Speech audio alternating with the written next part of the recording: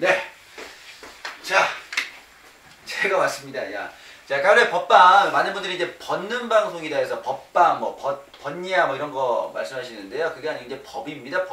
법방이죠. 그래서 가을에 버프리카, 작년부터 계속 해오고 있는데요. 이제 매주 금요일마다 여러분 곁으로 찾아가도록 하겠습니다. 사실 뭐, 법에 대해서 우리가 매번 말씀드리지만, 법조인이 되려고 법을 배우는 것도 있지만, 그렇지 않고 일반 대한민국 국민으로 태어나면 반드시 알아야 될 법이 있습니다. 그래서 작년에도 뭐 법은 밥이다 이렇게 말씀을 드렸지 않습니까? 그래서 우리가 꼭 알아야 될 상식, 미리미리 좀 법을 좀 알아두면 나중에 뒤통수 맞는 일이 없으니까요. 또 뒤늦게 또 뭐 잘 몰라가지고 법에 위촉돼서 또 수업료 내지 마시고 이런 기회에 아프리카에서 법을 좀 배우고 궁금했던 것도 좀 물어보고 사실 딱 하놓고 말해서 뭐 변호사 사무실 찾아간다거나 전화한다거나 이렇게 물어보고 솔직히 쉽지 않아요. 어렵잖아요. 부담되고. 그죠? 그냥 아프리카에서 편하게 우리가 법에 대해서 많은 것들을 보고 배울 수 있는 기회로 삼았으면 좋겠습니다. 그래서 오늘 법방은 예고해드린 바와 같이 변호사 우리 전세준님과 함께 하도록 하겠습니다. 전세준 변호사님이 옆에 앉아 계십니다. 예, 반갑습니다. 네, 반갑습니다. 예, 안녕하세요. 전세준 변호사입니다. 예. 뭐 방송 보신 분도 알겠지만 지난번에 뭐 썰프리카도 나오시고 저하고 먹방도 하시고 진짜 변호사입니다. 거짓말이 아니고 여기 변호사 전세준 써있잖아요. 여기가 지금 변호사님 사무실이 있는 곳인데 여기 위치 얘기해도 됩니까? 예, 상관없습니다. 예. 네, 뭐 다 법무법인 다 얘기해도 됩니까? 예, 뭐 다 나오는데요. 뭐 인터넷 검색하면 어차피 다 나오는데요. 그러니까 혹시라도 또 어떤 분 야매 아니냐, 그냥 정장 입혀놓고 예, 뭐 그럴 수 있죠. 안경 쓰여놓고 그런 거 아니냐. 검색하면 나옵니다. 전세준 변호사. 그래서 여기 위치한 곳은 이제 국기원 사거리에 있는 데고요. 법무법인 한별에 소속되어 있는 변호사님이시고 올해 연세가 39이 됐네요. 예, 작년에 뭐 할 때만 해도 먹방 할 때만 해도 38이었는데 39이 됐습니다. 네. 젊으신 분입니다. 예. 변호사 쪽에서는 그렇게 늙으신 편이 아니죠? 나이. 예, 그렇죠. 늙은 편은 아니죠. 네. 네. 그래서 이번에 이제 로스쿨이 아니고 사법고시를 네, 저는 패스. 사법시험 출신입니다. 네, 사법고시 패스하신 분이고요. 뭐 간단하게 뭐 양력을 소개할 필요도 없는 것 같아요. 그냥 변호사는 변호사니까요. 변호사하고 검사하고 크게 나눠보면 검사는 이제 뭐라고 구형한다고 하나요? 네네. 형을 때리는 사람이고 변호사는 이제 반대 쪽에서 우리들 입장에서 그렇죠. 형사 사건의 경우에는 이제 그렇게 검사가 형을 때린다기보다는요. 예, 그러니까 죄를 밝혀서 그러니까 수사를 통해서 판사님이 이제 선고를 하죠. 구형은 이제 검사가 수사를 했더니 이 사람이 이런 죄가 있는데 법에 의하면 이렇게 처벌되도록 되어 있는데 그 한도 중에서 자기는 검사의 의견을 밝히는 거예요. 구형은 말 그대로 형벌을 구한다는 거의 약자거든요. 구형은. 근데 판사님이 그대로 해줄지 안 해줄지 판사님 마음이고 예, 그 차이가 좀 있습니다. 네, 알겠습니다. 자, 오늘 그 변호사님 모시고 우리가 주로 할 얘기는요. 아주 민감한 소재인데요. 예. 성추행, 성폭력 뭐 그런 거에 관해서 사실은 민감하지만 우리 일상생활에 흔히 접할 수가 있거든요. 무슨 말이냐면 나는 의도치 않았는데 상대방이 뭐 성추행이다 이렇게 생각할 수도 있거든요. 그러다 보면 또 이제 법에 위촉이 되고 저촉되고 그런 경우 있기 때문에 그런 것도 우리가 좀 미리 알고 또 여성분들은 또 어떤 부분에서 또 보호받을 수 있는지 그런 것들 간략하게 알아볼 거고요. 저는 원래 무식합니다. 내가 법조인이냐고요. 저는 모르죠. 저도 배워야 되는 입장이고요. 알아야 되는 입장입니다. 여러분하고 똑같이요. 그래서 성에 관련된 그런 얘기 좀 듣고 또 여러분들 궁금한 것들 물어보고 또 답해드리는 시간 갖도록 하겠습니다. 그런데 이제 우리가 사전 질문방이라고 해서 제 방송국에 게시판 가보시면 아시겠지만 버프리카 게시판이 있어요. 그래서 매주 금요일마다 어떤 분이 나오시든 제가 게시판을 만들어 드릴 겁니다. 사전 질문 하실 분들은 이제 거기 가서 댓글로 남기시면 되는데 미리 이제 사전 질문을 좀 받았습니다. 어떤 분이 댓글을 좀 남겨주시는 게 있는데 제가 좀 소개를 일단 해드릴게요. 안녕하세요 변호사님 그리고 까루님. 평소에 궁금했던 것이 있었는데 이런 기회가 생긴 것이 기쁘고 감사합니다. 조금은 창피한 가족 이야기입니다. 부모님의 재혼과 재산 분할 문제입니다. 정말 이게 가족끼리 재산 분할 필요한 법이죠, 그죠? 네네. 분쟁이 있을 수 있기 때문에. 저희 부모님은 제가 아주 어릴 적에 이혼하셨습니다. 그리고 저희 아버지는 곧 재혼하셨지만 저희 어머님께서는 계속 혼자 사셨습니다. 그리고 쉰이 넘으신 얼마 전 재혼을 하셨습니다. 저에게는 형제 자매가 없고 재혼하신 아저씨, 그러니까 새아빠에게는 30이 넘은 두 딸이 있습니다. 저는 결혼을 했고 그 아저씨 자녀분들 역시 한 분은 결혼 중이시고 결혼 준비 중이겠죠. 한 분은 이혼하신 걸로 알고 있습니다. 저희 엄마에게는 50평대 아파트 한 채와 소형 평수의 아파트 4채 그리고 포천에 땅이 조금 있습니다. 좀 사시는 분들. 네, 그러네요. 예. 그리고 생명, 건강 등등 보험들이 있습니다. 네. 또 그 아저씨는 이제 새 아저씨죠. 새아빠 부천 번화가에 큰 건물을 가지고 계시고 임대업을 하고 계십니다. 두 분 다 대단한 부자는 아니시지만 어느 정도 재산을 이루어 놓으신 상태라고 생각이 됩니다. 현재는 두 분이 사실혼 관계를 유지하고 있으시지만 아저씨 쪽에서 혼인신고를 원하고 계십니다. 이것에 대해서 가족 누구도 반대하는 사람 없고요. 그런데 이렇게 되면 두 분의 돈이 섞이게 되고 추후에 20, 30년 얼굴도 모른 채 살아온 아저씨의 딸 두 분과도 저희 엄마의 재산을 공유해야 하는지 궁금해집니다. 이거 좀 그렇게한데요. 드라마인데요. 즉, 그 아저씨의 재산이 저에게도 상속권이 있고 저희 엄마의 재산이 그 아저씨의 따님들에게도 상속이 있는 것인지 궁금합니다. 사실혼 상태와 혼인신고 상태에는 각각 다르게 적용되는 것인지도 궁금하고요. 그러나 유서나 유언이 없는 상태에서 두 분 중 한 분이 먼저 돌아가실 경우에 사실 이제 이런 거 상상해 볼 수가 있습니다. 우리가 나쁜 사람이 아니에요. 이 사람이. 즉 예를 들어 저희 엄마가 먼저 돌아가신 경우에 배우자인 그 아저씨에게 재산 50%가 배우자 몫으로 분할되는 것인 건가요? 아니면 저의 어머님의 재산을 또 다른 그 아저씨와 그 아저씨들 자녀들과 나누어 가져야 하나요? 그리고 엄마가 돌아가신 후에 저는 그 아저씨와 관계를 유지할 수 없을 것인데 그럼 그 아저씨 재산에 대해서 받을 수 없는지요? 엄마 재혼이 처음에는 축하해드리고 기쁜 일이었는데 이런 문제가 있다는 것을 알고 나니 조금 불안해집니다. 변호사님 답변 부탁드립니다. 그랬거든요. 일단은 이 내용에 앞서서 우리가 대충 아시겠죠? 그죠? 그러니까 어머님이 이제 혼자 계시는데 재혼을 하실 경우에 어머님의 재산을 상속받을 때 또 어떠한 절차를 갖게 되는지 중요한 게 이제 지금 아까 조금 어려운 말인데 사실혼 그런 얘기 나왔거든요. 네. 예, 일단 사실혼에 대해서 좀 우리가 알고 갈 필요가 있지 않나요? 예, 요게 지금 너무 이 내용이 네.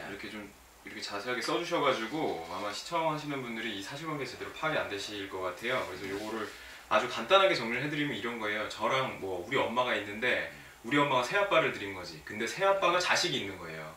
그냥 딱 사실관계는 그거야. 근데 그런 상황에서 같이 한 집에서 마치 부부처럼 그냥 생활을 하는 거예요. 그거를 사실혼 관계라고 그래요.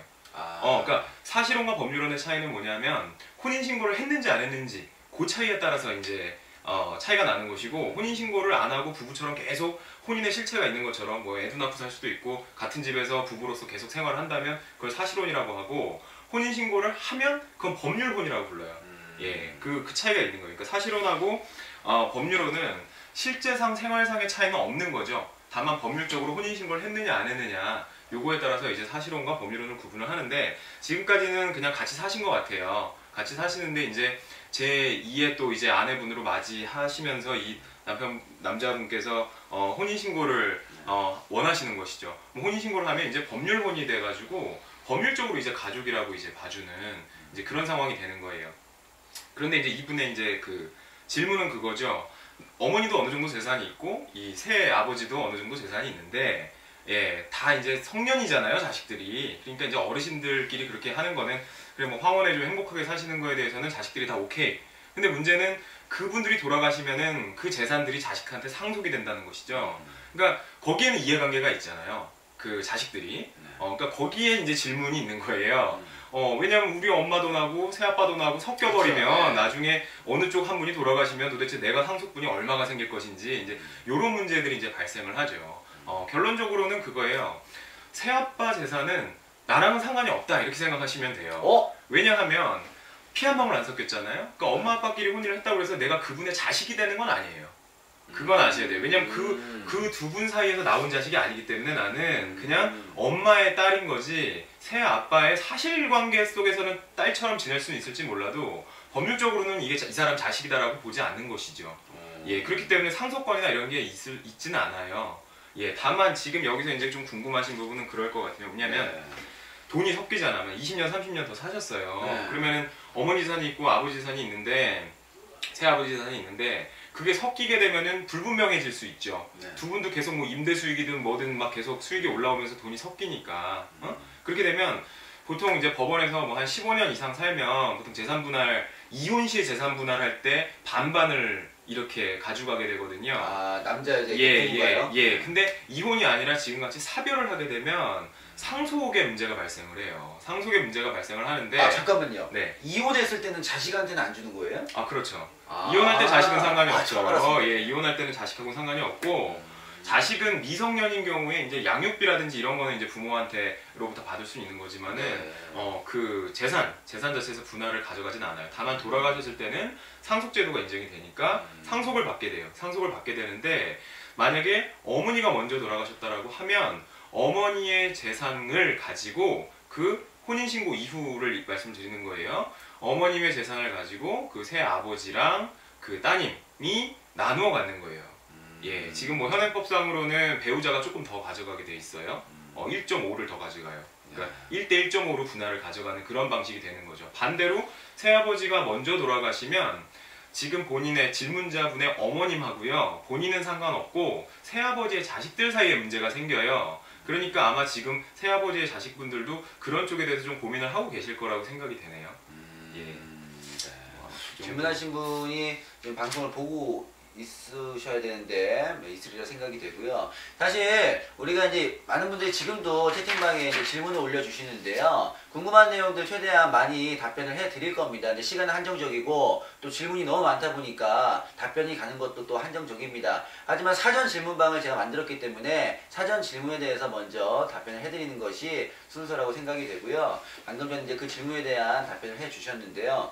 뭐 사실은 뭐 법률론 이런 얘기도 나왔었는데 그러면은 상속받을 때요. 네. 사실론과 뭐 법률론에 따라서 뭐 상속이 달라지고 그럽니까?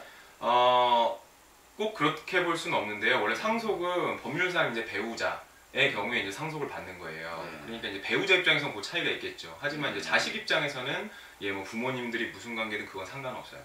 네.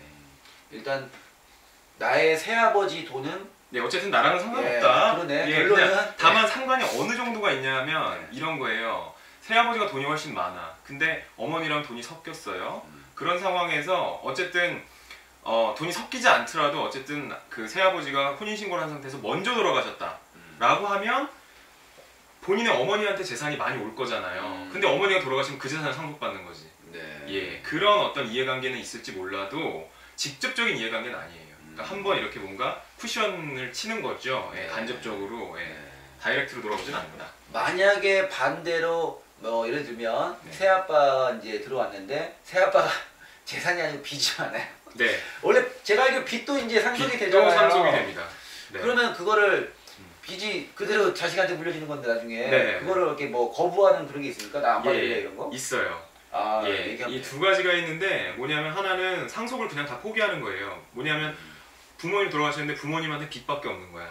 그러니까 재산이 하나도 없고 빚밖에 없어요. 예, 그런 경우에 보통 상속을 포기하죠. 그런데 사실 대부분 부모님이 재산을 얼마 갖고 있는지 정확히 아는 자식이 없어요. 그렇죠. 그렇죠? 근데 얘기 들어보면 어디가 땅도 있는 것 같고 나몰래 어딘가 예금도 다 들어놓으셨을 수도 네. 있잖아요. 그렇죠. 그런데 빚독촉장이 딱 왔어.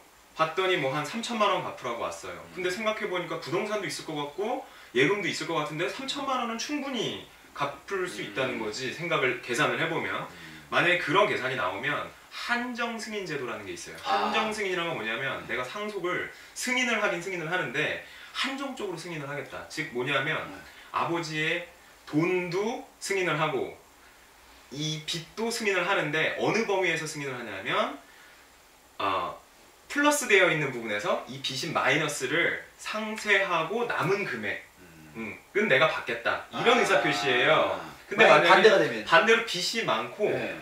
플러스 부분이 더 적으면 당연히 마이너스잖아요. 네. 그러면 플러스 되는 거에 한도 내에서 상속을 받겠다. 그러면 무슨 법률관계 형성이 되냐면 네. 플러스 된 만큼 다 갚았어요. 즉 빚이 1억인데 아버지가 3천만 원밖에 없었어.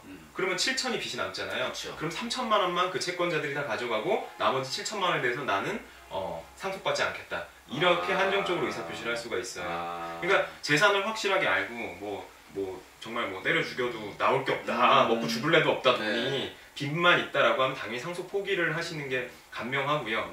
예, 그런 게 아니고 재산이 얼마 되는지는 모르겠지만 혹시 남는 게 있을지도 모르겠다라고 하면 한정 승인을 채택하는 방법을.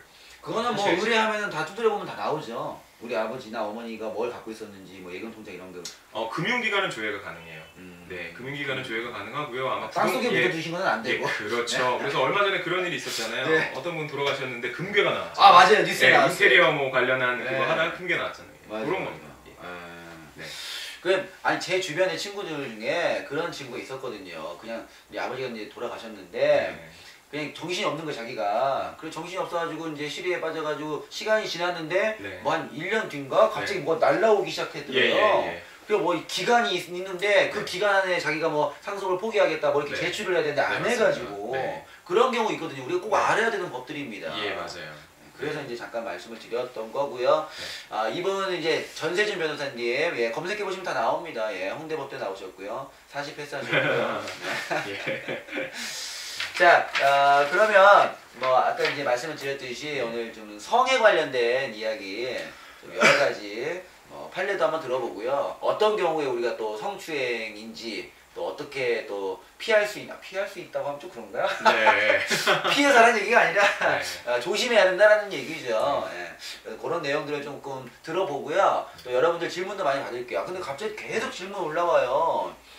뭐 호리님께서 성추행을 목격한 남성이 성추행 장면을 목격하고 그 자리를 빠르게 피해간다면 법적으로 처벌받나요? 그 상황을 목격하고 지나간다고 해도 문제가 없는 부분인가요? 우리 그냥 길거리 가다가 서로 막 이렇게 뭐 치고받고 싸우는데 무시하고 가는 경우도 있고 무서우니까 뭐 정의 실현한다 지금 이렇게 관여하는 사람도 있고 그런데 이제 그 내용이 성추행이다 이거죠.